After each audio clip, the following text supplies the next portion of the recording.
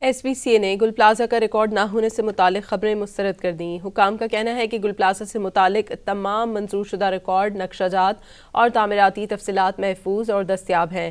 ترجمان Sindh building control authority کے مطابق گل پلازہ کی عمارت 1979 میں تعمیر کی گئی۔ بیسمنٹ میں 175 جبکہ گراؤنڈ فلور پر 355 دکانوں کی منظوری دی گئی۔ پہلی منزل پر 188، دوسری منزل پر 193 اور تیسری منزل پر 191 دکانیں منظور کی گئی تھیں۔ اس طرح کل دکانوں کی تعداد 1102 بنتی ہے۔ عمارت کی گراؤنڈ فلور پر اخراج کے لیے 16 راستے بلڈنگ پلان میں موجود ہیں۔ ترجمان کا کہنا ہے کہ گل پلازہ سے متعلق تمام قانونی اور تکنیکی ریکارڈ دستیاب ہے۔ ایس بی سی اے مکمل تعاون اور شفاف تحقیقات پر یقین رکھتی ہے۔ ذمہ داری کے تعین کے لیے حقائق پر مبنی رپورٹ پیش کی جائے گی۔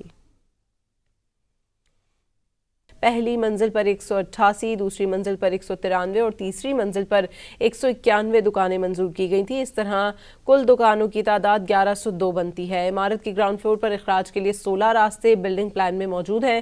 ترجمان کا کہنا ہے کہ گل پلازہ سے متعلق تمام قانونی اور تکنیکی ریکارڈ دستیاب ہے۔ ایس بی سی اے مکمل تعاون اور شفاف تحقیقات پر یقین رکھتی ہے۔ ذمہ داری کے تعین کے لیے حقائق پر مبنی رپورٹ پیش کی جائے گی۔